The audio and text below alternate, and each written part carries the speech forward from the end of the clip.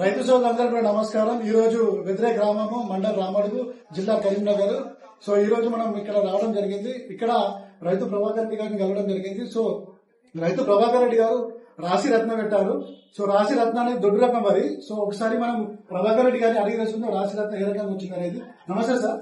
సరే, ఈ రోజు మీకు ఇక్కడ మీరు రాశి రత్నం పెట్టింది కదా? నా పేరు ప్రభాకర్ రెడ్డి. నేను ఇది ఒక 2 ఎకరాలు పెట్టాను. రాశిరత్న రెడ్డి దేశపల్లి విలేజ్ ఉంచాను. నాకు మాత్రం పాన్ రకం మా నాన్న పెట్టిండు. దాని పక్కన మేము కూడా పెట్టాను. దానికి చూస్తే నేను వెళ్ళి రావాలని దీని తాళ్ళ రకం తక్కువ ఉన్నది, ఈ గింజ కూడా బరువు ఉన్నది, బాగుంది. 35 ఎకరానికి వచ్చింది. రాశిరత్నం మాత్రం దొడ్డు రకం మాత్రం బాగుంది, చాలా బాగుంది. ఇది పెట్టుకోవాల్సింది విషయం అయినా వాళ్ళకి పెట్టుకుంటానికి ఓకే రైట్. నమస్తే, నా పేరు భూపతి, వేద గ్రామం, రామడుగు మండలం. నేను రాసి రత్న ఒక 3 ఎకరాలు పెట్టినా. దానికి తాలు గింజ అనేది కొంచెం తక్కువ ఉన్నది. గింజ నాకైతే చాలా బాగుంది. నాకైతే ఈలింగ్ అయితే 30 నుంచి 35 దాకా వచ్చింది.